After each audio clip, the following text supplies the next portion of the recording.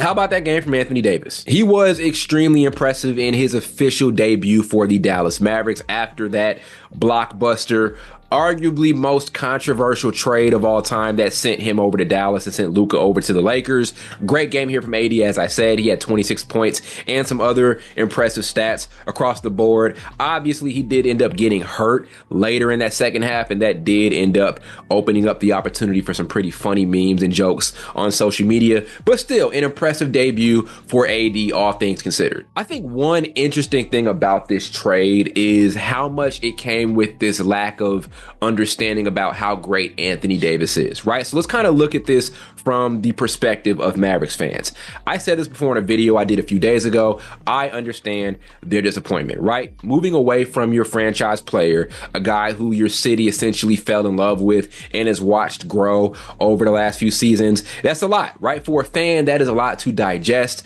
I'm not a big fan of the move. I still don't fully understand it. So I understand the disappointment of Dallas Mavericks fans when you lose a guy like Luka Doncic. And technically, don't get mad when I say this, please. But technically speaking, Anthony Davis is a downgrade from Luka Doncic. Technically speaking, right? If I'm a team and I'm moving away from Luka Doncic as my best player, moving over to Anthony Davis as my best player, relatively speaking, Luka is a better player in that particular position as a franchise level guy than Anthony Davis. So by virtue of that, technically, that is a downgrade. It just is, right? I mean, if we're comparing apples to apples, Luka Doncic is 25 years old, just led his team to the finals. I think right now is a better player than Anthony Davis. If I'm talking about building my team around a guy, Luka Doncic is one of those players. Anthony Davis is not as good as Luka right now, right? And isn't as good in those particular situations relative to Luka. Now, let me go over and say this. While that is true, that does not mean that Anthony Davis is not a great player. So acting as if Dallas walked away with nothing in this trade, it's a pretty whack mindset, right? Like, yes, you gave up a franchise guy. Yes, it's disappointing. And yes, as I said, technically speaking, it is a downgrade, but this is still Anthony Davis, right? Let's not disrespect his game. Let's not disrespect how great he is as a player. He is still an NBA champion. He is still having an amazing season this year, and he put it on full display here in this game. He was great. This wasn't some surprise performance from AD. This is something that Anthony Davis can do on any given night. He's still one of the best players, arguably a top 10 player in the league. Again, the disappointment from Dallas Mavericks fans is relative to Luka Doncic.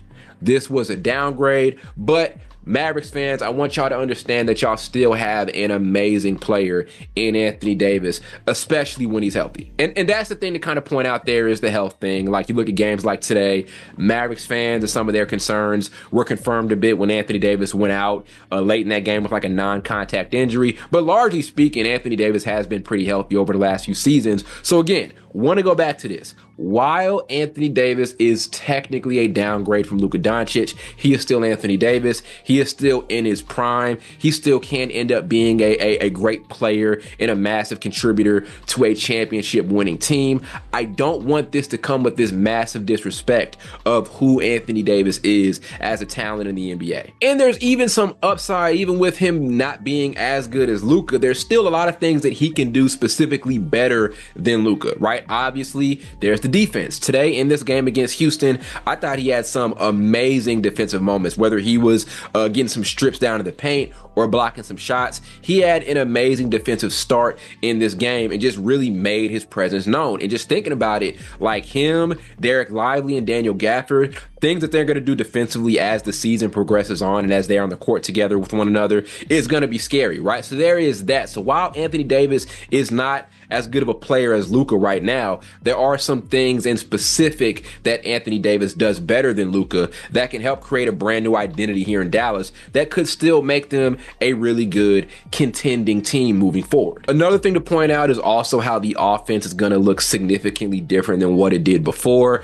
The announcers were talking about it in this game. They're going to be doing a lot of inside out play, right? You're not going to be running as many high screening roles now that you don't have Luka on the roster. You're going to be playing from the post a lot more. We saw AD do that a ton here. They're like letting him get these catches kind of in the mid post area and work from there with these face up buckets or whatever the case may be. They may put him in some pick and rolls and maybe have him in some like soft pick and pop plays here and there. So there's going to be a difference in how the offense looks, right? And I think with that, it's got to come with this appreciation for Jason Kidd as a coach to be able to like totally adjust your offensive scheme and identity in the span of like a few days. It's pretty impressive, right? And having to do it mid-season. If he can end up making this thing work and getting this team deep in the playoffs, again, it just speaks to how well and how great he is as a coach, being able to just totally readjust your offense around a new guy, right? Like moving away from the high pick and roll stuff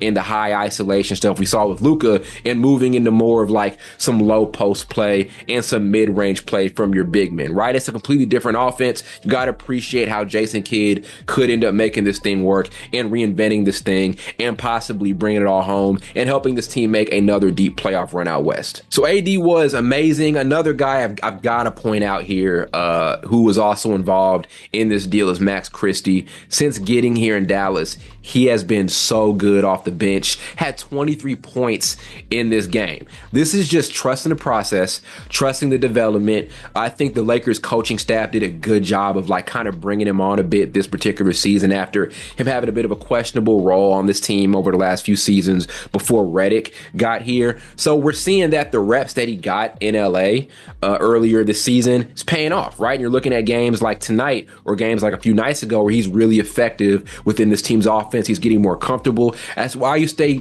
patient and trust the developmental process of young players. Sometimes it's going to take a few years. And I'm not saying that Max Christie totally has it figured out and he's going to be this consistent 20 point per game guy now that he's in a new environment. But games like this, very refreshing. Again, just understanding that you have to trust the developmental process of young players. Bring them on, let them work their way in, give them the reps, let them make big mistakes and things like that so they can end up rounding their game out and being effective when it really matters. Like this would be really cool seeing if Max Christie can actually end up being like a high impact role player on a contending team like Dallas. And I say that like I still do think Dallas right now is a contender.